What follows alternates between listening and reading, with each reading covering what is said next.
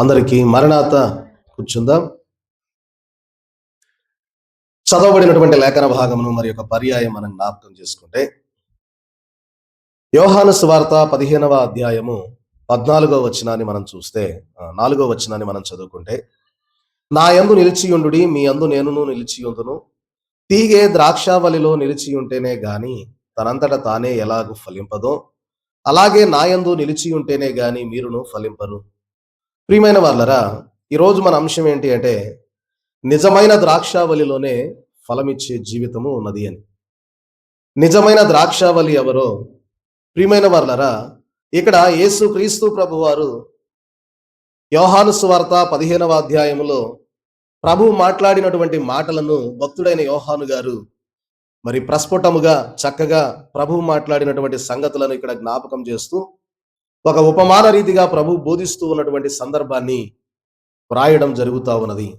చూడండి, మనం జ్ఞాపకం చేసుకుంటే యోహాను సువార్త ఇవాళ మనం చదువుకున్నాం 15వ అధ్యాయము ప్రారంభం నుండి 10 వచనాలలో చూస్తే, యేసు క్రీస్తు ప్రభు వారు నేనే నిజమైన ద్రాక్షావల్లిని అని, నా తండ్రి వ్యవసాయకుడు అని, నాలో ఫలింపని ప్రతి తీగను ఆయన తీసి పారవేయును అని, ఫలించు ప్రతి తీగ మరి ఎక్కువగా ఫలింపవలెనని దానిలోని పనికిరాని తీగలను తీసివేయును అనేటటువంటి మాటలతో ప్రారంభించి, ప్రియమైన వర్లరా ఇక్కడ తెలియజేస్తూ ఉన్నారు. అయితే ప్రియమైన వర్లరా, మనం జ్ఞాపకం చేసుకుంటే ఇక్కడ మనకు ఎదురయ్యే ప్రశ్న ఏంటి అంటే, చూడండి, ప్రతిరోజు కూడా కొన్ని ప్రశ్నలు మనకు కనబడతా ఉన్నాయి. ఏంటి అంటే, ఈ యొక్క ఉపమానము చదవగానే మనకు వచ్చేటటువంటి కొన్ని ప్రశ్నలు ఏంటంటే, ప్రియమైన దేవుని పిల్లలారా, చూడండి, ప్రియమైన దేవుని ప్రజలారా, ఈరోజు చాలా మంది మన జ్ఞాపకం చేసుకుంటే సంఘానికి వస్తూ ఉన్నారు, పాటలు పాడుతూ ఉన్నారు, సేవ చేస్తూ ఉన్నారు. కానీ దేవుడు అడిగే ప్రశ్న ఏంటి అంటే, నీ జీవితము ఫలభరితముగా ఉన్నదా లేదా? ఏంటంట? నీ జీవితము ఫలింపు కలిగి ఉంటా ఉన్నదా లేదా? రోజు మందిరానికి వస్తా ఉన్నాం, పాటలు పాడుతా ఉన్నాం, పరిచర్య చేస్తూ ఉన్నాం, సేవ చేస్తూ ఉన్నాము, కానీ నీ జీవితము ఫలిస్తూ ఉన్నదా లేదా అని ఇక్కడ ప్రశ్నిస్తూ ఉన్నారు. చూడండి, ప్రియమైన వారు, యేసు క్రీస్తు వారే ఒక గొప్ప ఉదాహరణగా మనకు తెలియజేస్తూ మన యొక్క క్రైస్తవ జీవిత సత్యాన్ని ప్రభువు తెలియజేస్తూ, ఒక క్రైస్తవ జీవితాన్ని జీవిస్తూ ఉన్నటువంటి నీవు ప్రభువులో నీవు ఎలా ఉంటా ఉన్నావు, ప్రభువుతో నీవు అంటకట్టబడుతూ ఉన్నావా లేదా అనేటటువంటి విధానాన్ని ఇక్కడ మనకు తెలియజేస్తూ ఉన్నారు. అందుకనే ప్రభు తెలియజేస్తూ, నేనే నిజమైన ద్రాక్షావల్లిని, నా తండ్రి వ్యవసాయకుడు అని తెలియజేస్తూ, ప్రియమైన వర్లరా, నాలో ఫలింపని ప్రతి తీగను ఆయన తీసి పారవేయును. ఎవరు తీసేస్తాడు? అమ్మా, తండ్రి తీసివేస్తాడు. ఎందుకంటే కుమారుడిలో ఏ తీగైతే ఫలింపులో రాదో ఆ తీగని తండ్రి ఏం చేస్తాడు? తీసివేస్తాడు అని తెలియజేస్తూ ఉన్నారు. చూడండి, ఇక్కడ మనం జ్ఞాపకం చేసుకుంటే మొదటిదిగా మనం చూస్తే, యేసు క్రీస్తు వారే నిజమైన ద్రాక్షావల్లి. ప్రియమైన వర్లరా, ఇక్కడ యేసు క్రీస్తు ప్రభు వారు ఈ ఉపమానంలో ఏం తెలియజేస్తా ఉన్నాడంటే, ఒక ద్రాక్ష చెట్టుకు సంఘాన్ని పోల్చి చెప్తా ఉన్నాడు. క్రైస్తవ సంఘాన్ని ఒక ద్రాక్ష చెట్టుకు పోల్చి చెప్తా ఉన్నాడు. ఇదిగో, నేను ద్రాక్షావల్లిని, నా తండ్రి వ్యవసాయకుడు.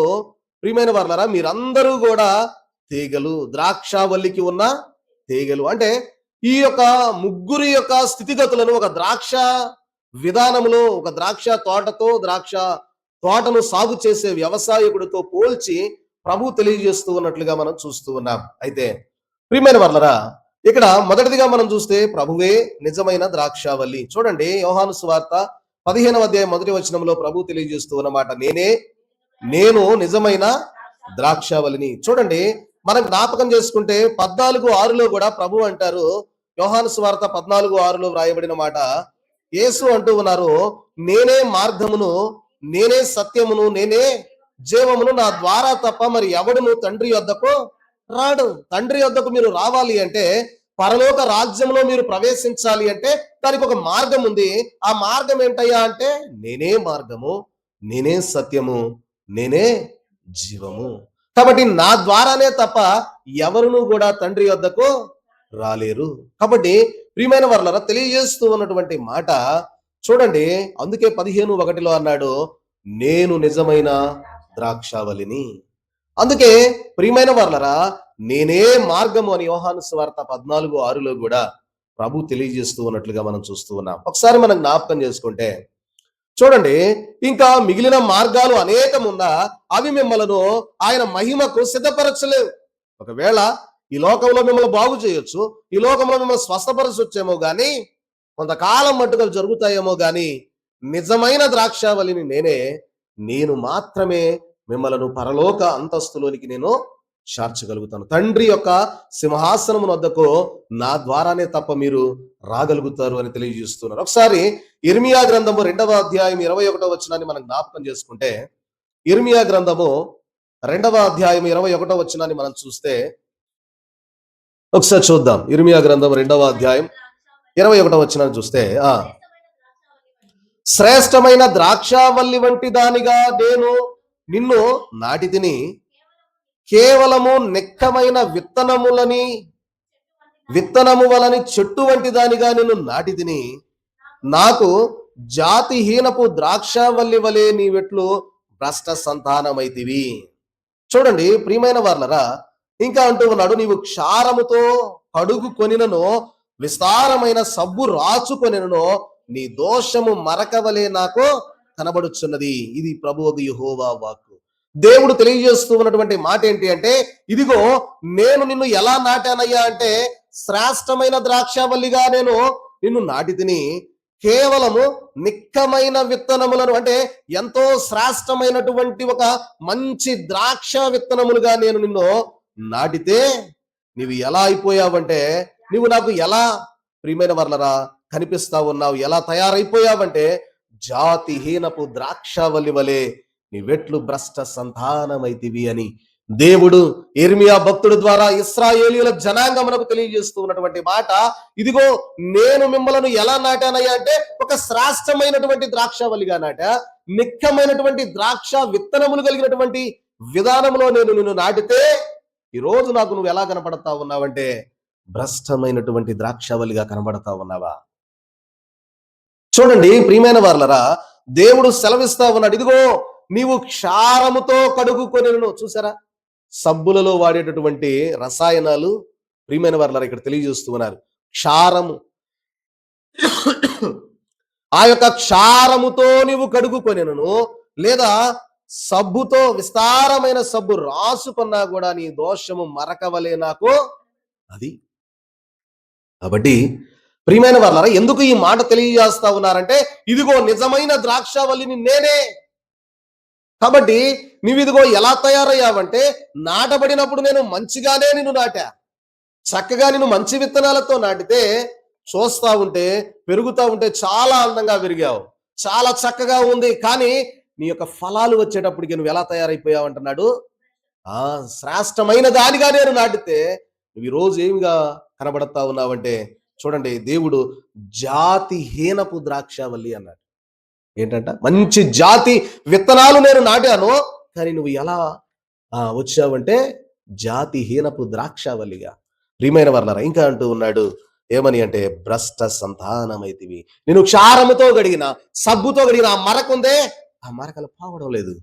కాబట్టి జాగ్రత్త, ఇదిగో నాలో మీరు అంటు కట్టబడాలి అని ఇర్మియా ప్రవక్తతో ప్రియమైన వర్లారా ఇశ్రాయేలీయుల జనాంగమునకు తెలియజేసినటువంటి మాట మనకు కనబడతా ఉన్నది. అందుకే కీర్తనాకారుడు కూడా ఇందాక మనం చదువుకున్నాం 80వ కీర్తన ప్రియమైన వర్లారా 8-9 వచనాలలో మనం చూస్తే, అక్కడ కూడా మరి ఆసాపు గారు ఈ కీర్తనలో వ్రాస్తూ ప్రియమైన వర్లారా అంటారు, 80వ కీర్తన 8-9 వచనాల్లో మనం చూస్తే, నీవు ఐగుప్తులో నుండి ఈ యొక్క ద్రాక్షావల్లిని తెచ్చితివి, అన్య జనులను వెళ్ళగొట్టి దానిని నాటితివి, దానికి తగిన స్థలము సిద్ధపరిచితివి, దాని వేరు లోతుగా పారి అది దేశమంతటా వ్యాపించెను, దాని నీడ కొండలను కప్పెను, దాని తీగలు దేవుని దేవదారు వృక్షములను ఆవరించెను, దాని తీగలు సముద్రము వరకు వ్యాపించెను, యూఫ్రటీస్ నది వరకు దాని రెమ్మలు వ్యాపించెను, త్రోవను నడుచు వారందరూ దానిని తెంచివేయునట్లు దాని చుట్టూనున్న కంచెలను నీవేళ పాడు చేసితివి, అడవి పంది దానిని పెకలించుచున్నది, పొలములోని పశువులు దాన్ని తినివేయుచు ఉన్నవి, సైన్యములకు అధిపతి యగు దేవా, ఆకాశములో నుండి మరలా చూడుము ఈ ద్రాక్షావళిని దృష్టించుము అంటున్నాడు. చూసారా, అంటే ఇక్కడ ఇశ్రాయేలీయుల జనాంగాన్ని దేవుడు ఉద్దేశించి మాట్లాడుతూ ఇక్కడ ఆసాపు గారు ఈ కీర్తనలో వ్రాస్తూ ఉన్నటువంటి మాట ఏంటయ్యా అంటే, దేవా ఇదిగో ఐగుప్తు అనబడినటువంటి లోకములో నుండి నీ జనులైన వారిని తీసుకొని వచ్చి నువ్వు ఎలాగా ఈ కనాను ప్రాంతంలో నిజమైన ఒక ద్రాక్షావళిగా నువ్వు ఎలా నాటావో ప్రియమైన వారలరా అంటూ తెలియజేస్తూ, నువ్వు ఐగుప్తులో నుండి ఒక ద్రాక్షావళిని తెచ్చితివి, అక్కడ ఉన్నటువంటి అన్య జనులను వెళ్ళగొట్టి నీ యొక్క జనులైన ద్రాక్షావళిగా ఉన్న నీ జనులను ఆ స్థలములో నాటితే ప్రియమైన వారలారా దాని వేరు లోతుగా పారి అది దేశమంతటా వ్యాపిస్తే దాని నీడ కొండలు ప్రియమైన వారలారా దాని నీడ కొండలంతా కప్పి దాని తీగలు దేవుని దేవదారు వృక్షాలంటే బహు ఎత్తైనటువంటి వృక్షాలు ప్రియమైన వారలారా ఆవరించి ఉంటే దాని తీగలు సముద్రం వరకు వ్యాపిస్తే చూడండి ఏమంటా ఉన్నారంటే, నువ్వెందుకు దాని యొక్క తీగలను తుంచి వేసేటట్టుగా, దాని యొక్క తీగలు అడవి పందులు ప్రియమైన వర్లరా వాటి యొక్క ఏళ్లతో సహా పెకిలించేటట్టుగా ప్రియమైన వర్లరా అలాగే మరి అంటూ ఉన్నారు, త్రోవను నడుచు వారందరూ దానిని తుంచి వేసేటట్టు ఎందుకయ్యా దాన్ని పాడు చేస్తా ఉన్నావు అంటే వారి యొక్క విధానము సరిగా లేదు. వారు దేవునిలో అంటు కట్టబడడం లేదు, దేవునితో సహవాసం లేదు, అన్య దేవతలను పూజిస్తూ ప్రియమైన వారు ఇశ్రాయేలీయులైన వారు వేరొక మార్గమును అనుసరించినటువంటి కారణాన దేవుడు ఏం చేస్తా ఉన్నారంటే, ప్రియమైన వారు ఇదిగో నీవు నా జనాంగముగా ఈ లోకంలోనికి తీసుకురాబడ్డావు, నీవు నా జనాంగముగా కనానులో నాటించబడ్డావు, నా జనాంగముగా ఉంటూ నువ్వు మార్గము తప్పి వేరొక విధానంలోనికి వెళ్ళిపోయావు గనక ఇదిగో నీ చుట్టూ వేయబడినటువంటి కంచెను నేను తీసివేస్తున్నాను, నీ చుట్టూ కట్టబడినటువంటి గోడలను పడవేస్తూ ఉన్నాను, కాబట్టి నీ యొక్క ద్రాక్ష తోట అంతా కూడా పాడైపోతా ఉన్నది అని తెలియజేస్తుంది. అందుకే అంటా ఉన్నాడు ఆసాపు గారు, అంటా ఉన్నారు, అయ్యా ఇదిగో నీ ద్రాక్షావళిని దృష్టించుము. చూసారా అంటే నీ యొక్క ద్రాక్షావళిని దృష్టించయా, ఇదిగో పాడైపోతా ఉన్నది, ఎందుకంటే ఇది నువ్వు నాటినదే గనక నువ్వు దీనిని దృష్టించయా అని తెలియజేస్తూ ఉన్నాడు. చూడండి ప్రియమైన వర్లరా మరొకటిగా చూస్తే ఇవన్నీ కూడా వేరొక ద్రాక్షాలు. చూడండి ఇప్పుడు మనం చెప్పుకుంటా ఉన్నాం ప్రియమైన వర్లరా, ఇక్కడ మనం జ్ఞాపకం చేసుకుంటే ఇక్కడ తెలియజేస్తూ ఉన్నటువంటి 15 యోహాను సువార్త 15:1లోనే ఉన్నా నేను నిజమైన ద్రాక్షావళినని ప్రభు తెలియజేశాడు. ఇప్పుడు మనం చెప్పుకుంటా ఉన్నటువంటి ఇవి వేరొక ద్రాక్షావళులు. ఆయన ఏ ద్రాక్షావళి? ఆయన నిజమైన ద్రాక్షావళి. కానీ ఇక్కడ తెలియజేస్తూ ఉన్నమాట, ఇదిగో ఆయన కాక మరొక కొన్ని వేరు ద్రాక్షావళులు ఉన్నాయి, వాటిని వెంబడించారా మీ స్థితి ఇదిగో ఇలాగ ఉంటది అని తెలియజేస్తాం. చూడండి అందుకే ఇర్మియా గ్రంథము 2వ అధ్యాయములో ఒక ద్రాక్షావళి గురించి చెప్పాడు. అలాగనే కీర్తనల గ్రంథంలో ఆసాపు కీర్తనలో ప్రియమైన వర్లరా ఆసాపు గారు కీర్తనలో వ్రాస్తూ ఇదిగో మీరు ఐగుప్తులో నుండి తీసుకొచ్చినటువంటి ద్రాక్షావళి గురించి చెప్తా ఉన్నాడు. ఎందుకు ఆ ద్రాక్షావళి చుట్టూ ఆ యొక్క గోడలన్నీ తీసివేస్తా ఉన్నావయ్యా అంటే అది ఆయనలో అంటూ కట్టబడడం లేదు, అది సమస్య. అలాగే యెషయా గ్రంథంలో ప్రవక్త అయిన యెషయా గారు కూడా ప్రియమైన వర్లరా రాస్తారు. ఒకసారి చూద్దాం. యెషయా గ్రంథం 5వ అధ్యాయము ప్రారంభము నుండి 7 వచనాలలో చూస్తే అక్కడ ప్రవక్త అయిన యెషయా గారు కూడా ప్రియమైన వర్లరా ఇక్కడ మనకు ఒక ద్రాక్షావళి గురించి రాస్తారు. చూడండి యెషయా గ్రంథం 5వ అధ్యాయం 1వ వచనం నుండి చూస్తే, నా ప్రియుని గూర్చి పాడెదను వినుడి, అతని ద్రాక్ష తోటను బట్టి నాకిష్టుడైన వాని గూర్చి పాడెదను వినుడి. సత్తువ భూమి గల కొండ మీద నా ప్రియునికి ఒక ద్రాక్ష తోట ఉండెను, ఆయన దానిని బాగుగా త్రవ్వి రాళ్లను ఏరి అందులో శ్రేష్టమైన ద్రాక్ష తీగలను నాటించెను, దాని మధ్యను బురుజు కట్టించి బురుజు ఒకటి వేయించి ద్రాక్ష తొట్టిని తొలిపించెను, ద్రాక్ష పండ్లు ఫలింపవలెనని ఎదురు చూచుచుండెను గాని అదేం కాసిందంట, కారు ద్రాక్షాలు కాచును. కావున యెరూషలేము నివాసులారా యోధా వారలారా నా ద్రాక్ష తోట విషయము నాకు న్యాయము తీర్చవలెనని మేము వేడుకొనుచున్నాను. చూసారా ప్రియమైన వర్లరా, అలాగే ఇంకా అంటూ ఉన్నారు, నేను నా ద్రాక్ష తోటకు చేసిన దానికంటే మరేమి దానికి చేయగలను, అది ద్రాక్ష పండ్లు కాయునని నేను కనిపెట్టినప్పుడు అది కారు ద్రాక్షాలు కాయుటకు కారణమేమి ఆలోచించుడి. నేను నా ద్రాక్ష తోటకు చేయబోవు కార్యమును మీకు తెలియజెప్పేదను, నేను అది మేసి వేయబడినట్లు దాని కంచెను కొట్టివేసేదను, అది త్రొక్కబడినట్లు దాని గోడను పడగొట్టి దాని పాడు చేసేదను, అది శుద్ధి చేయబడదు, పారతో త్రవ్వబడదు. దానిలో గచ్చ పదలు బలురక్కసి చెట్లును బలిసియుండును. దాని మీద వర్షింపవలదని మేఘములకు ఆజ్ఞ ఇచ్చెదను. ఇశ్రాయేలు వంశము సైన్యములకు అధిపతియగు యెహోవా ద్రాక్ష తోట. ప్రియమైన వారలరా, యోధా మనుష్యులు ఆయనకి ఇష్టమైన వనము. ఆయన న్యాయము కావలెనని చూడగా బలాత్కారము కనబడెను, నీతి కావలెనని చూడగా రోదనము వినబడెను. చూసారా? అంటే దేవుడు యెషయా గారికి తెలియజేస్తూ ఉన్నటువంటి మాట మనం జ్ఞాపకం చేసుకుంటే, ప్రియమైన వాళ్ళరా, ఇక్కడ అంటా ఉన్నాడు, నా ప్రియుని గురించి పాడెదను వినుడి, అతని ద్రాక్ష తోటను బట్టి నాకిష్టుడైన వాని గురించి పాడెదను వినుడి అని ఒక కీర్తన పాడుచు ప్రియమైన వాళ్ళరా తెలియజేస్తూ ఉన్న మాట ఏంటంటే, సత్తువ భూమి గల కొండ మీద నా ప్రియునికి ఒక ద్రాక్ష తోట ఉండెను. ఏ భూమి మీద అంట? ఆ ప్రియమైన వాళ్ళరా, సత్తువ గల భూమి గల కొండ మీద నా ప్రియునికి ఒక ద్రాక్ష తోట ఉండెను. ఆయన దానిని బాగుగా త్రొవ్వి రాళ్ళనన్నిటినీ ఏరి అందులో శ్రేష్టమైన ద్రాక్ష తీగలను నాటించాడు. చూసారా? ప్రియమైన వాళ్ళరా, సత్తువ కలిగినటువంటి భూమిని దేవుడు బాగుగా త్రొవ్వి అందులో ఉన్న రాళ్ళన్నీ వేరి పారవేసి మెత్తటి మట్టితో మంచి మన్నుతో మంచి ద్రాక్ష తీగలను తీసుకొచ్చి అందులో నాటాడు. నాటితే ప్రియమైన వారలరా, ఇక్కడ అంటూ ఉన్నాడు, ఆయన దానిని గురించి బాగుగా త్రవ్వి రాళ్ళను ఏరి అందులో శ్రేష్టమైన ద్రాక్ష తీగలను నాటించగా దాని మధ్యలో గురుజు ఒకటి వేయించి ద్రాక్ష తొట్టిని తొలిపించెను. ద్రాక్ష పండ్లు ఫలింపవలెనని ఎదురు చూస్తా ఉన్నాడు. ఇప్పుడు దేవుడు ఇక ద్రాక్ష పండ్ల కాలం వచ్చింది అంటే, ఏ ఒక్క వ్యక్తి అయినా కూడా ఒక తోట వేసినప్పుడు దాని ఫలముల కొరకు ఎదురు చూసేటటువంటి కాలము సమీపించినప్పుడు దేవుడు కూడా తాను వేసినటువంటి ఆ యొక్క పంట విషయమై ఐగుప్తులో నుండి తీసుకుని వచ్చిన జనాంగమును కనాను దేశంలో ఉంచి మంచి శ్రేష్టమైనటువంటి స్థితి కలిగి ఉంటారని దేవుడు ఆలోచన కలిగి ఉన్నప్పుడు ఇక్కడ అంటూ ఉన్నాడు, ఏ ఫలాలు కాశాయి అంటే, ఏ ఫలాలంట? కారు ద్రాక్షాలు. అమ్మా, ఎవరైనా కారు ద్రాక్షాలు తింటారా? తినరు. కారు ద్రాక్షాలు చేదు ద్రాక్షాలు. కాబట్టి ఎవ్వరు కూడా కారు ద్రాక్షాలు తినరు. కాబట్టి దేవుడు తెలియజేస్తూ ఉన్నమాట, ప్రియమైన వారలరా, కావున యెరూషలేము నివాసులారా, యోధా వారలారా, నా ద్రాక్ష తోట విషయము నాకు న్యాయము తీర్చవలనని మిమ్మల్ని వేడుకొనొచ్చు ఉన్నాను. దేవుడు అంటా ఉన్నాడు. చూడండి, ఇక్కడ యెషయా గారు తెలియజేస్తూ ఉన్నాడు, నా ద్రాక్ష తోట విషయం నాకు న్యాయము తీర్చవలనని మిమ్మల్ని వేడుకొనొచ్చు ఉన్నాను. నేను నా ద్రాక్ష తోటకు చేసిన దానికంటే మరి ఏమి దానికి చేయగలను? నేను ఇంత ఘనం చేశా, ఇంత కష్టపడి ఎన్ని తీగలు ఇవన్నీ తెచ్చి మంచి శ్రేష్టమైన దాన్ని నేను నాటితే చివరకు నాకు ఏం కాయలు కాశాయి? కారు ద్రాక్షాలు కాశాయి.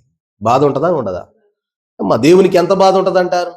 ప్రియమైన వారలారా, నిన్ను శ్రమలో ఉన్నప్పుడు, ఇబ్బందిలో ఉన్నప్పుడు, నీవు నశించిపోతా ఉన్నప్పుడు నిన్ను తీసుకొచ్చి చక్కగా ఉన్నతమైనటువంటి స్థితి ఇచ్చి, నీకు ఇల్లు ఇచ్చి, ఆహారం ఇచ్చి, తినటానికి తిండి అన్ని ఇస్తే ఈరోజు నీ స్థితిని ప్రియమైన వారలారా నువ్వు ఎలా మార్చేసుకున్నావంటే, దేవుడు ఇదిగో వీళ్ళు ఫలింపబోతా ఉన్నారు అనుకునే సమయానికి నువ్వు కారు ద్రాక్షలు కాస్తే పనికిరానటువంటి జీవితాలను మనం జీవిస్తా ఉంటే దేవునికి ఎంత బాధాకరంగా ఉంటది. కాబట్టి ప్రియమైన వారలారా, అందుకే ప్రభు అంటూ ఉన్నాడు యోహాను సువార్తలో, నేను నిజమైన ద్రాక్షవల్లిని. చూడండి, ఇక్కడ ఒక ఉదాహరణ తెలియజేస్తూ అంటూ ఉన్నారు, మనము పంట పొలములో ప్రియమైన వారలారా నీరు అనేది లేకపోతే విత్తనం ఎంత మంచిదైనా ప్రియమైన వారలారా చెట్టు ఎదుగుతుందా? ఎదగదు. కాబట్టి పంట పొలాల్లో నీరు అనేది లేకపోతే నువ్వు ఎంత మంచి విత్తనం వేసినా, చూడండి దేవుడు తెలియజేస్తాడు, ఇదిగో నేను మంచి ద్రాక్ష తీగలను తెచ్చినాట. ఇందాకలా ఇర్మియా గ్రంథంలో అన్నాడు ఏమని అంటే, నేను నిక్కమైనటువంటి విత్తనములను తెచ్చి నాటితే భ్రష్ట సంతానము, భ్రష్టమైనటువంటి విధానము కలిగిన ఫలాలు ఎలా వచ్చాయి? ఎలా భ్రష్ట సంతానం అయ్యావు? అందుకని ఇక్కడ అంటూ ఉన్నాడు, పంట పొలాలు నీరు లేకపోతే విత్తనం ఎంత మంచిది వేసినా చెట్టు ఏమవుద్ది అంటే, ప్రియమైన వారలారా అది మంచిగా ఉండదు, ఎదిగేదిగా ఉండదు. కాబట్టి ప్రియమైన వారలారా, వాక్యము అనేది లేకపోతే ప్రియమైన వారలారా వారి జీవితాలలో ఫలింపు అనేది రాదు. కాబట్టి నీరు ప్రియమైన వారలారా వాక్యమునకు సాదృశ్యంగా, ఫలించుటకు ప్రియమైన వారలారా సాదృశ్యంగా మనకు కనబడతా ఉంది. కాబట్టి అలాగే యేసు క్రీస్తు వారు మన జీవితంలో లేకపోతే ఎదుగుదల అనేది ఉండదు. కాబట్టి ఆయనను మనము కలిగి ఉండాలా, ఆయనలోనే మన జీవితం ఉండాలి. అప్పుడే మనకు నిజమైనటువంటి ద్రాక్షావళితో మనం అంటు కట్టబడినప్పుడు మనము నిజమైన వాటిగా మనము ప్రియమైన వాళ్ళరా నిజమైన ద్రాక్షావల్లులుగా మనము ఫలాలను అందించే వారముగా ఉంటూ ఉంటాము. కాబట్టి ప్రియమైన వాళ్ళరా చూడండి, ఈ మాటలు తెలియజేస్తూ మరొక మాట అంటూ ఉన్నాడు. చూడండి ప్రియమైన వాళ్ళరా, ఇంకా చూస్తే రెండవదిగా చూస్తే తండ్రి వ్యవసాయకుడు. మొదటిదేంటి? యేసుక్రీస్తు ప్రభువారే నిజమైన ద్రాక్షావల్లి. రెండవదిగా చూస్తే నా తండ్రి వ్యవసాయకుడు. చూడండి, ఏ పొలానికైనా ఎవరు కావాలా? ఏమా వ్యవసాయం చేసేవాడు కావాలి. వ్యవసాయం చేసేవారు లేకపోతే ఆ పొలం ఏమైపోద్ది అంటే ఆ చెట్టుల చుట్టూ కంప, గడ్డి, మరి విస్తారమైన కలుపు ఇదంతా పెరిగిపోయి పంట పొలాన్ని ఏం చేస్తుందంట? అది నాశనం చేసేదిగా ఉంటా ఉన్నది. కాబట్టి ఇక్కడ ఏం తెలియజేస్తా ఉన్నారయ్య అంటే తండ్రి ఎవరు అంటే వ్యవసాయకుడు. అంటే శుద్ధి చేసేవాడు, బాగు చేసేవాడు. అలాగుననే ప్రియమైన వాళ్ళరా, ఏదైనా తెగులు సంభవించినప్పుడు దానికి మరి కావలసినటువంటి ఆ తెగుళ్ళను నివారించడానికి వ్యవసాయకుడు ఏం చేస్తాడు అంటే పని చేస్తాడు. అలాగుననే ఇక్కడ కుమారుడైన యేసుక్రీస్తు ప్రభు వారేమో నిజమైన ద్రాక్షావల్లిగా ఉన్నాడు. అలాగనే తండ్రి ఏమో ఆ ద్రాక్షావల్లికి వ్యవసాయకుడుగా ఉన్నాడు. చూడండి, ఇక్కడ మనం జ్ఞాపకం చేసుకుంటే చూడండి, ఫలమిచ్చే కొమ్మను ప్రియమైన వాళ్ళరా మరింత ఫలించున్నట్లుగా శుద్ధి చేసేవారుగా ఉంటా ఉన్నారు. యోహాను సువార్త 15వ అధ్యాయం 2వ వచనాన్ని మనం చూస్తే, ఒకసారి 15వ అధ్యాయం 2వ వచనంలో మనం చూస్తే, నాలో ఫలింపని ప్రతి తీగను ఆయన తీసి పారవేయును, ఫలించు ప్రతి తీగ మరి ఎక్కువగా ఫలింపవలెనని దానిలోని పనికిరాని తీగలను తీసివేయును. ఇది తండ్రి వ్యవసాయకుడైనటువంటి తండ్రి పని ఏంటి అంటే ప్రియమైన వర్లరా నాలో ఫలింపని అంటే ద్రాక్షావల్లి ప్రభు అయి ఉంటూ ఉండగా ప్రియమైన వర్లరా ఇక్కడ తెలియజేస్తూ ఉన్నమాట, ఆ ద్రాక్షావల్లిలో ఏదైతే ఫలించకుండా ఉంటా ఉన్నదో దాని తీగనన్నిటినీ కూడా ఏం చేస్తాడు అంటే తీసి పారవేస్తాడు. ఫలించు ప్రతి తీగని ఏం చేస్తాడంటే మరి ఎక్కువగా ఫలించాల. చూడండి ప్రియమైన వర్లరా, మనం జ్ఞాపకం చేసుకుంటే ఫలించని దానిని ఏమన్నా ఇదిగో ఇది ఫలించని కారణాన ఫలించే తీగలను కూడా పాడు చేస్తా ఉన్నదని దాన్ని ఏం చేస్తాడు? తీసి పారేస్తాడు. ఫలించే తీగలను ఇంకా బాగా ఫలించాలని దానికి చక్కగా దానికి పందిరికి అల్లించడం, దాన్ని ఇంకా వృద్ధి అయ్యేటట్లుగా వ్యవసాయకుడు చేస్తాడు. ఇది తండ్రి పని. చూడండి ప్రియమైన వర్లరా, ఇక్కడ మనం జ్ఞాపకం చేసుకుంటే చూడండి, ఒక ద్రాక్షావల్లికి పనికొచ్చే తీగలు ఉన్నాయి, పనికిరాని తీగలు కూడా ఉన్నాయి. ఇప్పుడు వ్యవసాయకుడు ఫలించని కొన్ని తీగలను కట్ చేస్తా ఉన్నాడు. ఎందుకు కట్ చేస్తా ఉన్నాడు? ఎందుకు ఆ తీగలను తొలగిస్తా ఉన్నాడు అంటే ప్రియమైన వర్లరా, ఈ ద్రాక్షావల్లిని నాశనం చేయాలని కాదు కానీ ఈ ద్రాక్షావల్లి ఇంకా బాగా ఫలించాలంటే ఈ పనికిరాని ఎండిపోయిన తీగలు, తెగులు పడినటువంటి తీగలు ప్రియమైన వర్లరా వాటికి వచ్చినటువంటి మరి విధానాన్ని బట్టి ఆ తీగలన్నిటినీ కూడా వ్యవసాయకుడు ఏం చేస్తున్నాడు? తీసి పారవేస్తున్నాడు, కట్ చేస్తా ఉన్నాడు. అలాగ వాటిని కట్ చేయటం వల్ల ఈ ఫలించే తీగలు ఇంకా విస్తారంగా ఫలించడానికి అవకాశం ఉంటుంది, వీలు పడుద్ది. కాబట్టి ఆ యొక్క తీగలను తొలగించేది నాశనము కోసము కాదు కానీ దేవుడు దేనికోసం అంట? అభివృద్ధి కోసం, ఆయనలో ఇంకా ఎక్కువ ఫలించడానికి. కాబట్టి మన జీవితాలలో కూడా మనం చూస్తే ప్రియమైన వాళ్ళరా, మన జీవితంలో కూడా దేవుడు మనలను వృద్ధిపరచాలి అంటే మనలో కొన్ని పనికిరాని లక్షణాలు ఉంటాయి. ఆ పనికిరాని లక్షణాలు దేవుడు ఏం చేస్తాడు? కత్తిరించి పడేస్తుంటాడు. అవి కత్తిరించకపోతే మనకేమి రాదు? అభివృద్ధి రాదు, ఫలింపు రాదు. కాబట్టి కత్తిరించేటప్పుడు మనకు కాస్త బాధగానే ఉంటది. ఏమా ఉండిందా ఉండదా? మనలో పనికిరానటువంటి లక్షణాలను దేవుడు మరి కట్ చేస్తా ఉన్నప్పుడు కొంత బాధగానే ఉంటది. చూడండి, బడికి పోయే పిల్లోడు ఉన్నాడు, వాడు బడికి పోవాలా, చదువుకుంటే ప్రయోజకుడు అవుతాడు. ఇప్పుడు వాడు బడికి పోవడం లేదని తండ్రి ఏం చేస్తాడు? తల్లి కానీ 4 దెబ్బలు వేస్తుంది. అప్పుడు దాన్ని బట్టి అది బాధ అనుకుంటే ఎట్టా? ఏమవ్వదు, అయ్యో వద్దులేరా నాన్న, నువ్వు బడికి ఏం పోతావు, వద్దులే, అవసరమైతే 4 బెరగుడ్లు అన్నా కాసుకుంది కానీ అని చెప్పి వాడిని బుజ్జగించింది అనుకోండి తల్లి, వాడి చివరికి ఏమైపోతాడు? పాడైపోతాడు. కాబట్టి బడికి వెళ్ళి చదువుకోవలసిన వయసులో వాడిని బడికి పంపించకుండా ప్రియమైన వర్లరా బుజ్జగిస్తే ఏమైపోద్ది పరిస్థితి? కాబట్టి కష్టమైన వాడికి కష్టం అనిపించవచ్చు కానీ రేపటి రోజున వాడు ఒక మంచి ఉన్నతమైన ఉద్యోగంలోనికి వెళ్ళినప్పుడు అప్పుడు అనుకుంటాడు, ఆ రోజు దెబ్బలు పడడాన్ని బట్టే కదా నేను ఈరోజు మరి ఎంత ఉన్నతమైన స్థితిలోనికి నేను వచ్చాను అని ఆ బిడ్డ అనుకుంటాడు. అలాగే పనికిరాని తీగలను కట్ చేయడం అనేది అభివృద్ధి కోసమే. కాబట్టి మనలో ఉన్నటువంటి అవలక్షణములను దేవుడు ఏం చేస్తాడు అంటే తీసి పారవేస్తాడు. చూడండి ప్రియమైన వారలారా, చూడండి హెబ్రీయులకు రాసిన పత్రిక 12వ అధ్యాయం 6వ వచనంలో మనం చూస్తే, మరి సమయం అయిపోతూ ఉన్నది గనక మరి కొద్ది మాటలు చూసి ముగించుకుందాం. హెబ్రీయులకు రాసిన పత్రిక 12వ అధ్యాయము 6వ వచనమును మనం చదువుకుంటే అక్కడ మనకు ఒక మాట కనబడతా ఉన్నది. నా కుమారుడా, ప్రభు చేయు శిక్షను తృణీకరించకము, ఆయన నిన్ను గద్దించినప్పుడు విసుకకము. ప్రభువు తాను ప్రేమించు వానిని శిక్షించి తాను స్వీకరించు ప్రతి కుమారుని దండించును అని కుమారులతో సంభాషించున్నట్లు మీతో సంభాషించు ఆయన హెచ్చరికను మీరు మరచితిరి. చూసారా, పౌలు గారు అంటా ఉన్నారు ఏమని? నా కుమారుడా, ప్రభు చేయు శిక్షను తృణీకరించకము, ఆయన నిన్ను గద్దించినప్పుడు విసుగకము. చూడండి, ఈ రోజు పిల్లల్ని గాన గద్దిస్తే ఏం చేస్తా ఉన్నారు? ఏమా వదిలేపో అంటున్నారా లేదా? అంటే ఇక్కడ ఏం తెలియజేస్తా ఉన్నారు పౌలు గారు అంటే, ఆయన నిన్ను గద్దించినప్పుడు నువ్వు విసుగకము.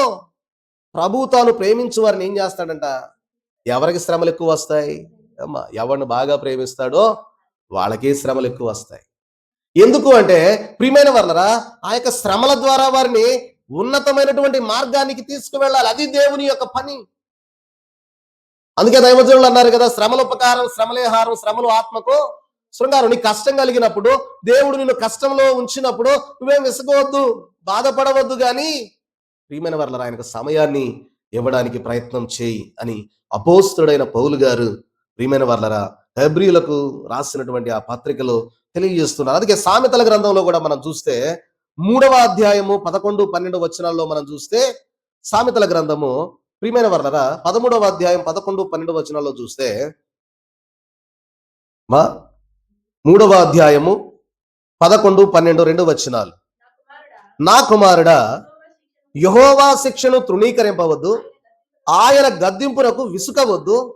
తండ్రి తనకు ఇష్టుడైన కుమారుని గద్దించు రీతిగా యెహోవా తాను ప్రేమించు వారిని గద్దించును. అది సొలొమోను భక్తుడు రాస్తూ ప్రియమైన వారలారా, ఈ సామెతలు గ్రంథం రాసినటువంటి ఈ యొక్క సామెతలు ఇంచుమించుగా బహుశా ఇది దావీదు గారు రాసినటువంటి సామెతలుగా మనకు కనబడతా ఉన్నాయి. సామెతల గ్రంథం మొదటి 8, 9 అధ్యాయాల వరకు కూడా మరి దావీదు గారు రాసినటువంటి సామెతలు అని భక్తులైనటువంటి అధ్యాపకులు తెలియజేస్తూ ఉన్న మాటగా చూస్తే, ఈ యొక్క సామెతలు రాసినటువంటి దావీదు గారు తన కుమారుడైన సొలొమోను గారికి గాని, వింటూ ఉన్న సంఘానికి గాని తెలియజేస్తూ ఉన్న మాట ఏమిటి అంటే, నా కుమారుడా, యెహోవా శిక్షను తృణీకరించవద్దు, ఆయన గద్దింపునకు విసుగవద్దు.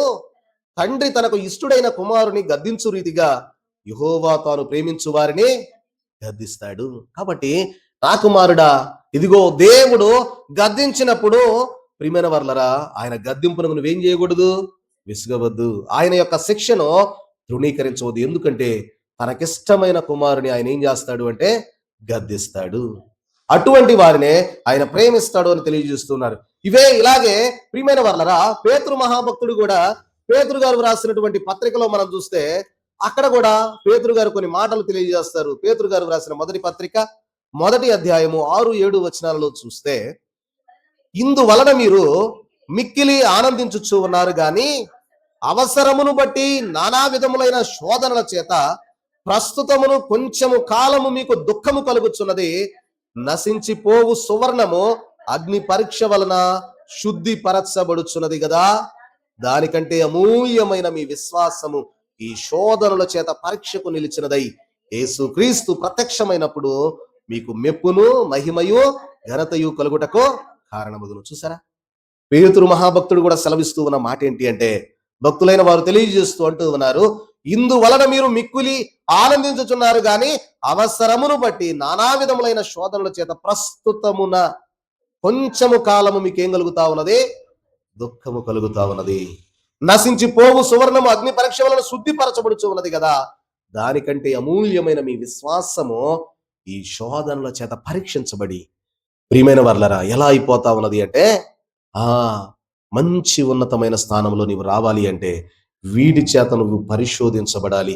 అప్పుడు దేవునికి ప్రియమైన వారలారా ఇక్కడ అంటూ ఉన్నారు, ఈ శోధనల చేత పరీక్షకు నిలిచేదై యేసు క్రీస్తు ప్రత్యక్షమైనప్పుడు, ఎప్పుడు ఆయన రేపు రాకడలో ప్రియమైన వారలారా ఆయన మహిమ మేఘం మీద వచ్చినప్పుడు అంటూ ఉన్నాడు ఏమని అంటే, నీకేం కలుగుద్ది అంటే మెప్పును మహిమయు ఘనతయు కలుగుటకు కారణమవుద్ది. కాబట్టి ఈ శోధనలు నువ్వు పెద్దగా లెక్క చేయాల్సిన పని లేదు అంటూ ఉన్నాడు. అలాగనే ప్రియమైన వారలారా భక్తుడైనటువంటి యాకోబు గారు కూడా ఒక మాట తెలియజేస్తూ ఉన్నాడు. దాని పక్కనే ఉంటది యాకోబు గారు రాసిన పత్రిక 1వ అధ్యాయము 2-4 వచనాలలో చూస్తే, నా సహోదరులారా మీ విశ్వాసమునకు కలుగు పరీక్ష ఓర్పును పుట్టించునని ఎరిగి మీరు నానా విధములైన శోధనలో పడుచు ఉన్నప్పుడు అది మహా ఆనందమని ఎంచుకొనుడి. మీరు సంపూర్ణులు అనునాంగులను ఏ విషయంలోనైనా కుదువ లేని వారునై ఉండునట్లు ఓర్పు తన క్రియను కొనసాగింపనీయుడి. కాబట్టి ప్రియమైన వారలారా చూడండి, ఈ రీతిగా దేవుడు తెలియజేస్తూ ఉన్న మాట, ఆయన తండ్రి వ్యవసాయకుడు. తన యొక్క కుమారుడైనటువంటి ద్రాక్షావళిలో ఏ తీగలు ఫలించవో దాన్ని కత్తిరించి వేస్తా ఉన్నాడు. ఏవి ఫలిస్తాయో వాటిని వృద్ధిపరుస్తా ఉన్నాడు. కాబట్టి ప్రియమైన వారలారా చూడండి, ఇక్కడ ఒక భక్తుడు తెలియజేస్తూ అంటూ ఉన్నాడు, రైతు చెట్టును కత్తిరిస్తూ ఉన్నప్పుడు చెట్టు ఏడవదు కదా అంటూ ఉన్నారు. అంటే బాధపడదు కదా. ఎందుకు అంటే దాన్ని కత్తిరిస్తూ ఉన్నటువంటి కారణం ఏంటి అంటే అది ఇంకా ఎక్కువ ఫలించాలని. మీరు చూడండి, ఈ మధ్య యూట్యూబ్లో బాగా చూపిస్తూ ఉన్నారు, మొక్కలను ఎలా సేద్యం చేయాలో చూస్తే మొక్క కొంత వయసుకు రాగానే దాన్ని ఏం చేస్తాడంటే పైన కొన్ని మొక్కలు తుంచి వేస్తాడు. ఎందుకు అంటే అది ఇంకా విస్తారంగా కొమ్మలు వేయాల. విస్తారంగా కొమ్మలు వేసి ఫలించాలి అంటే మొదటిగా వచ్చినటువంటి దాన్ని కొన్ని కొమ్మలను కత్తిరించాలి. ఆ కత్తిరించినప్పుడు ఆ చెట్టు బాధపడదు కదా. బాధపడితే ఇంకా ఎక్కువ అభివృద్ధిలోనికి అది రాలేదు. కాబట్టి ప్రియమైన వారలారా చూడండి, యువతకు తెలియజేస్తూ ఉన్న మాట ఏంటి అంటే, మరి failures are stepping stones to ఏంటంట సక్సెస్. అంటే అపజయాలు అనేది విజయానికి ఏమవుతాయంట, మెట్లు అవుతాయి. కాబట్టి ప్రియమైన వారలారా ఏ విధానంలో అయితే మనము తప్పిపోతా ఉన్నామో వాటి అన్నిటిని మనం సరి చేసుకుంటా వెళ్ళినప్పుడు మనము విజయానికి ప్రియమైన వారలారా వెళ్ళే వారముగా ఉంటూ ఉన్నాం. కాబట్టి ప్రియమైన వారలారా మనము మన జీవితాలను ఆయనకు అప్పగించుకోవలసిన వారమై ఉన్నాం. ఇప్పుడు మనం 2 చూసాం. ఒకటి ప్రభువు నిజమైన ద్రాక్షావళి, తండ్రి వ్యవసాయకుడు. 3వదిగా చూస్తే కొమ్మలు మన జీవితానికి సాదృశ్యంగా కనబడతా ఉన్నాయి. కాబట్టి ప్రియమైన వారలారా ఈ ఒక మాట మనం చూసి మరి ముగించుకుందాం. సమయం అయిపోతూ ఉన్నది కనుక ఇంకా చాలా పాఠం ఉన్నది కానీ కొద్ది సమయం చూడండి. నేను ద్రాక్షావళిని మీరు కొమ్మలు అని 15వ అధ్యాయం యోహాను సువార్త 5వ వచనంలో తెలియజేస్తాడు. ఏంటి అంటే చూడండి, కొమ్మకు స్వతంత్రమైనటువంటి జీవము లేదు. అది చెట్టును అంటుకట్టుకొని ఉన్నప్పుడు మాత్రమే అది జీవించేదిగా కనబడతా ఉన్నది. ప్రియమైన వారలారా చూడండి, గలతీయులకు రాసిన పత్రిక 2వ అధ్యాయం 20వ వచనంలో మనం చూస్తే అక్కడ మనకు ఒక మాట కనబడతా ఉన్నది. చూడండి 20వ వచనం, నేను క్రీస్తుతో కూడా సిలువ వేయబడి ఉన్నాను, ఇకను జీవించువాడును నేను కాను, క్రీస్తే నాయందు జీవించుచున్నాడు. కాబట్టి నేనిప్పుడు శరీరమందు జీవించుచున్న జీవితము నన్ను ప్రేమించి నా కొరకు తన్ను తాను అప్పగించుకొనిన దేవుని కుమారుని అందరి విశ్వాసము వలన జీవించుచున్నాను అంటున్నాడు. చూసారా, అంటే ఇక్కడ కొమ్మలు కూడా ఏమని మన జీవితాన్ని కొమ్మలకు దేవుడు ఎలా సాదృశ్యంగా చెప్తా ఉన్నాడో ఇక్కడ పౌలు గారు గలతీయులకు రాసిన పత్రికలో తెలియజేస్తూ ఉన్నమాట, నేను క్రీస్తుతో కూడా సిలువ వేయబడి ఉన్నాను, ఇకను జీవించువాడను నేను కాదు. అంటే ఇక్కడ ఏమనుకోవాలంటే ఇదిగో నేనుగా జీవించడం లేదు, నేను ద్రాక్షావళితో అంటు కట్టబడి ఉన్నాను. ఏమనుకోవాలంట, నేను ద్రాక్షావళితో అంటు కట్టబడి ఉన్నాను. అందుకే అంటా ఉన్నాడు పౌలు గారు, నేను క్రీస్తుతో కూడా సిలువ వేయబడి ఉన్నాను, నేను ద్రాక్ష చెట్టుతో నేను అంటు కట్టబడి ఉన్నాను, ఇకను జీవించువాడను నేను కాదు, క్రీస్తే నాయందు.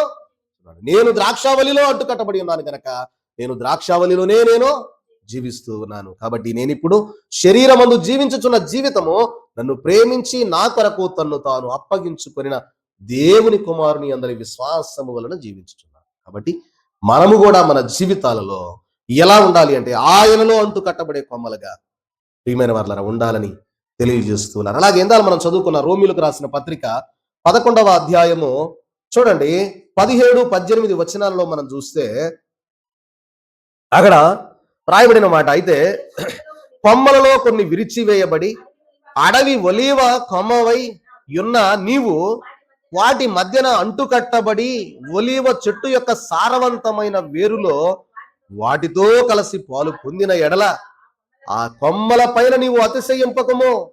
నీవు అతిశయించితివా, వేరు నిన్ను భరించుచున్నది గాని నీవు వేరును భరించడం లేదు. ఇదిగో ఓ ప్రియ విశ్వాసి, నువ్వు అనుకుంటా ఉన్నావేమో, ఇదిగో ఈ కొమ్మలో నేను అంటు కట్టబడి ఇదిగో నేను ఫలిస్తా ఉన్నాను అని నువ్వు అతిశయించబాకు కొమ్మలను బట్టి. ఎందుకంటే ఈ కొమ్మను భరిస్తూ ఉన్నది కింద ఏంటంట, వేరు. కాబట్టి వేరు నిన్ను భరిస్తా ఉన్నదన్న సంగతి నువ్వు మరచిపోమాకు. ఇదిగో నేను నా సొంతంగా ఫలిస్తా ఉన్నాను, ఈ కొమ్మలను ఆధారం చేసుకొని ఫలిస్తా ఉన్నాను అనుకుంటా ఉన్నావేమో. ప్రియమైన వాళ్ళరా, మనం అనుకుంటా ఉన్నాం మన పక్కన విశ్వాసిని బట్టి, మన స్నేహితులను బట్టి, ఇదిగో వీడు నేను కలవటం వల్లనే కదా ఇంత ఫలింపు అనుకుంటా ఉన్నావేమో. కాదు, కిందున్న వేరుందే దాన్ని మర్చిపోతా ఉన్నావు. ఆ వేరు మీద నువ్వు ఆధారపడ్డావు. మిగిలిన కొమ్మలు కూడా వేరు మీదనే ఆధారపడ్డాయి. జ్ఞాపకం ఉంచుకో అని దేవుడు తెలియజేస్తా ఉన్నాడు. ప్రియమైన వర్లరా, చూడండి, అందుకే 18వ వచనంలో కూడా అంటాడు, నీవు అతిశయించితివా, వేరు నిన్ను భరించుచున్నది గాని నీవు వేరును భరించడం లేదు. కాబట్టి అందుకు అంటూ ఉన్నాడు, నేను అంట కట్టబడు నిమిత్తము కొమ్మలు విరిచి వేయబడినవి నీవు చెప్పుదువు, మంచిది. వారు అవిశ్వాసమును బట్టి విరిచివేయబడిరి, నీవైతే అది విశ్వాసం. ఇదిగో నువ్వు అనుకుంటా ఉన్నావే, కొన్ని కొమ్మలు విరిచి నిన్ను తీసుకెళ్లి దానికి అంటుకట్టాడు. వాళ్ళు ఎందుకు విరిచేశాడు తెలుసా? అవిశ్వాసాన్ని బట్టి వాడిని విరిచేశాడు. విశ్వాసాన్ని బట్టి నిన్ను తీసుకెళ్లి అంటుకట్టాడు, నిలవబెట్టాడు. నువ్వు కొమ్మలను బట్టి అతిశయించమాకు. వేరు మీద నువ్వు ఆధారపడ్డావన్న సంగతి మాత్రం మరచిపోవద్దంటూ ఉన్నాడు. కాబట్టి ప్రియమైన వాళ్ళరా, కొరింథీయులకు రాసిన మొదటి పత్రిక 12వ అధ్యాయం 12వ వచనంలో కూడా మనం జ్ఞాపకం చేసుకుని ముగించుకుందాం. కొరింథీయులకు రాసిన మొదటి పత్రిక 12వ అధ్యాయం 12వ వచనంలో మనం చూస్తే అక్కడ అంటాడు, ఎలాగు శరీరము ఏకమయ్యున్నను అనేకమైన అవయవములు కలిగి ఉన్నదో, ఎలాగు శరీరము యొక్క అవయవములన్నీ అనేకములయ్యున్నను ఒక్క శరీరమయ్యున్నవో, అలాగే క్రీస్తు ఉన్నాడు. దేవునికి మహిమ కలుగును గాక. ఆమేన్. అవయవములు అన్నీ ఉన్న శరీరము ఒకటే. కాబట్టి ప్రియమైన వారలారా, అలాగుననే కొమ్మలు ఎన్ని ఉన్నా దానికి పోషణ అందించే వేరు వ్యవస్థ నుంచి గాన రాకపోతే కొమ్మలన్నీ కూడా ఏమైపోతాయి? పాడైపోతాయి. కాబట్టి ప్రియమైన వారలారా, చూడండి, కొమ్మను మనం జ్ఞాపకం చేసుకుంటే, చూడండి, ఒక చెట్టు నుండి కొమ్మను వేరు చేస్తే అది మొదట పచ్చగా కనపడదు, కానీ కొన్ని రోజులకి అది ఏమైపోద్ది? ఎండిపోద్ది. అందుకని ప్రియమైన వారలారా, అది మొదట పచ్చగానే ఉంటది, కట్ చేయంగానే పచ్చగానే ఉంటది. కట్ చేసిన తర్వాత ఆ తర్వాత అది ఏమైపోద్ది? ఎండిపోద్ది. కాబట్టి ప్రియమైన వారలారా, కొమ్మను వేరు చేసినప్పుడు మొదట పచ్చగానే ఉంటది, కానీ తర్వాత అది ఎండిపోయే విధానంలో ఉంటా ఉన్నది. కాబట్టి ప్రియమైన వారలారా, మనము కూడా మందిరానికి వస్తూ మనలో ప్రార్థన లేకపోతే, మనలో వాక్యం లేకపోతే, మనలో భక్తి జీవితం లేకపోతే కత్తిరించబడినటువంటి కొమ్మల వలె అయిపోతాం. కత్తిరించబడిన కొమ్మలు మొదట బాగానే ఉంటాయి, కానీ తర్వాత ఏమైపోతాయి? ఎండిపోతాయి. అయ్యో, ఇదిగో కత్తిరించినా సరే, ఇదిగో ప్రభువులో నుండి నేను పక్కకు వచ్చిన, ఇదిగో చూడు భలే పచ్చగా ఉన్నా అనుకుంటా ఉన్నావేమో. కత్తిరించిన తర్వాత కొద్ది రోజులకి నీ స్థితి ఏంటి? ఎండిపోయే స్థితి. కాబట్టి ప్రియ విశ్వాసులారా, దేవుడు తెలియజేస్తూ అన్నమాట, నీలోగాన మరి లేకపోతే కత్తిరింపు కలిగినా నేను పచ్చగానే ఉన్నాను అనుకుంటే ఎండిపోయే స్థితిలోనికి వెళ్ళిపోతాం. 4వ, 5 ఇంకా 6 వచనాలు ఉన్నాయి, కానీ సమయం లేదు గనక ఈ కొద్ది మాటలు మనం ముగించుకుంటూ ఉన్నాం. ప్రియమైన వర్లరా, ఇలాగూ దేవుడు తెలియజేస్తూ ఉన్న మాట ఏంటయ్యా అంటే, ప్రియమైన వర్లరా, ఈరోజు నీవు నిజంగా ద్రాక్షావళిలో ఉన్నావా? ఒకవేళ ఉన్నట్లయితే నీవు ప్రభువులో నిలిచి ఉంటా ఉన్నావా?